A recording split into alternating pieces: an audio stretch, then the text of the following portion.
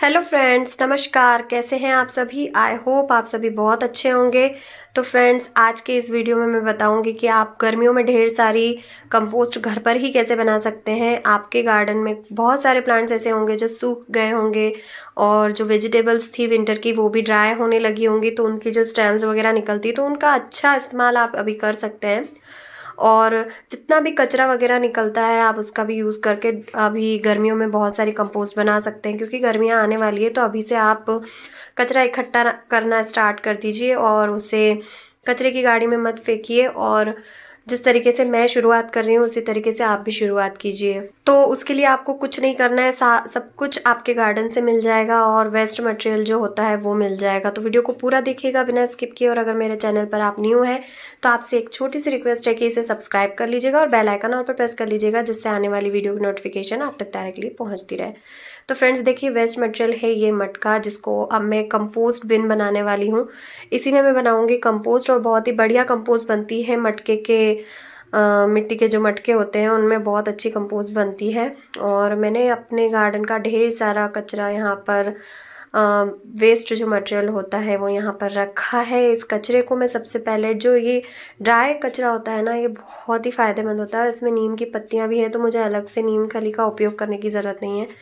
तो कुछ कचरा, मैं सारा तो नहीं डालूंगी, काफ़ी कचरा निकलता है क्योंकि मेरे घर के आसपास दो नीम के पेड़ हैं और दोनों की जो सूखी हुई टहनियाँ होती है वो मेरे ऊपर टेरेस पर आती ही हैं हवा से, और काफ़ी नीम की पत्तियाँ इकट्ठी हो जाती है। लेकिन हम हद से ज़्यादा भी नीम की पत्तियों का यूज़ नहीं कर सकते कंपोस्ट में, थोड़ा बहुत यूज़ हम करेंगे। तो ये देखिए, ये नीम की जो पत्तियाँ हैं और जो दूसरा कचरा है, थोड़ी सी डस्ट भी है इसमें, तो कोई प्रॉब्लम नहीं है। हम ये सबसे पहले खाली जो मटका है उसमें हम अंदर इसे बिछा देंगे और अच्छे से फैला दूंगी मैं इसे चारों तरफ, ताकि अब हम इसमें क्या डालेंगे वो देखिएगा आप आगे। तो आप इस कंपोस्ट बिन में किसी भी तरीके के कचरे का यूज़ कर सकते हैं। आप किचन में जो निकलता है वेस्ट मटेरियल कचरा उसका भी यूज़ कर सकते हैं। आप ऊपर गार्डन की जो टहनियाँ पत्तियाँ होती हैं उनका भी यूज़ कर सकते हैं। तो ये खाद तो बहुत ही जादुई खाद बनती है और गर्मियों में ये बनाना बहुत ज़्यादा फ़ायदेमंद होता है। सर्दियों में काफ़ी कचरा निकलता है, अगर आपने उसको स्टोर किया है तो आप अब उसको कंपोस्ट बनाने में यूज़ कर लीजिए। मैंने सर्दियों में जितना भी गार्डन का कचरा निकला था उसको सेव करके एक कट्टे में भर के रख लिया था। और अभी भी सर्दियों की सब्जियां वगैरह आ रही हैं, प्याज के छिलके, आलू के छिलके, सब कुछ मैं डाल दूंगी इसमें, कुछ भी नहीं छोड़ूंगी। और कहते हैं कि प्याज और आलू के लिए तो आपको अलग से कर लेना चाहिए, लेकिन अब अलग से नहीं हो पाता है। तो सारा एक दिन का 2 दिन का कचरा इकट्ठा करके मैं इस मटके में भरती जाऊंगी और ऊपर से मैं क्या अप्लाई करने वाली हूँ वो भी देखिएगा। तो फिलहाल तो मैंने जो किचन का वेस्ट था वो डाल दिया है सूखी पत्तियों के ऊपर। अब मैं ऊपर से और सूखी पत्तियाँ डालूंगी, क्योंकि मेरे पास सूखा कचरा काफ़ी है, तो मैं उसका इस्तेमाल ज़्यादा से ज़्यादा करूँगी। और इस तरीके से मैं उसमें से पत्तियाँ पत्तियाँ निकाल रही हूँ, क्योंकि डस्ट भी है उसमें। और जो भी ड्राई लीव्स हैं वो मैं किचन वेस्ट के ऊपर डालूंगी, क्योंकि किचन वेस्ट जो होता है ना उसमें थोड़ी सी नमी होती है। तो जो ड्राई वेस्ट होगा वो उसकी नमी को सोख लेगा और बहुत ही जल्दी उनको डिकम्पोज करने में मदद करेगा। तो फ्रेंड्स, यहाँ पर अब अच्छे से इस जो ड्राई लीव्स हैं उनको भी मैं चारों तरफ फैला देती हूँ। जो ड्राई कचरा है इसको चारों तरफ फैलाने के बाद अब हम इसमें क्या अप्लाई करेंगे, इसको अच्छे से पहले तो मैं प्रेस करके दबा दूंगी। दबाने से क्या होता है ना कि कचरा बैठ जाता है। अब ये देखिए, ये है कंपोस्ट। कंपोस्ट का हम 2 मुट्ठी कंपोस्ट का इस्तेमाल करेंगे यहाँ पर। और कंपोस्ट एक डीकम्पोज़र की तरह काम करेगी। ये बहुत ही जल्दी इसके अंदर जो बैक्टीरियाज होते हैं वो सारे इन जो किचन वेस्ट है और ड्राई लीव्स वगैरह जो कुछ भी है सबको बहुत ही जल्दी डिकम्पोज करके खाद में कन्वर्ट करेगा। इसलिए 2 मुट्ठी हम यहाँ पर खाद का इस्तेमाल करेंगे।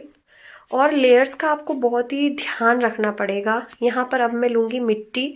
अब मैं कंपोस्ट के ऊपर मिट्टी की एक लेयर चढ़ा दूँगी और मिट्टी की लेयर चढ़ाने के बाद मैं इसके ऊपर पानी स्प्रिंकल करूँगी। फ्रेंड्स, आपको मॉइस्चर का पूरा ध्यान रखना है कि कभी भी ये कंपोस्ट ड्राई नहीं होना चाहिए, वरना ये डिकम्पोज नहीं होगा। जब तक इसका बैलेंस बना रहेगा, ये थोड़ी सी नमी लिए हुए रहेगा, तो ये बहुत जल्दी डिकम्पोज होगा।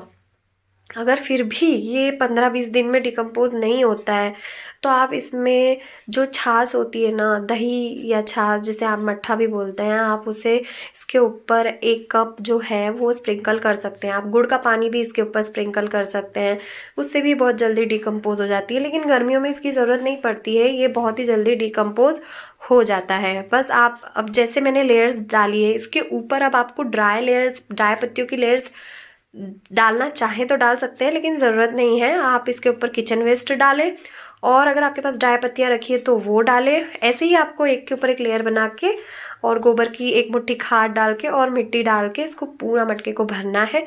1 महीने में ये खाद परफेक्ट रेडी हो जाएगी। मॉइस्चर का ध्यान रखिएगा, इसमें मॉइस्चर बना हुआ रहना चाहिए।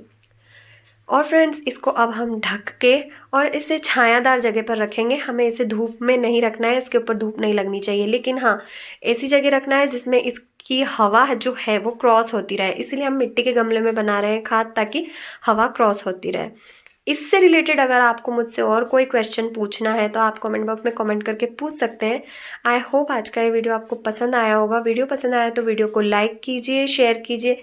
मेरे चैनल पर न्यू है तो सब्सक्राइब ज़रूर कीजिए, बेल आइकन और पे प्रेस कीजिए, जिससे आने वाली वीडियो की नोटिफिकेशन आप तक डायरेक्टली पहुंचती रहे। मिलते हैं नेक्स्ट वीडियो में फिर किसी नई जानकारी के साथ। तब तक के लिए बाय, टेक केयर, जय श्री कृष्णा।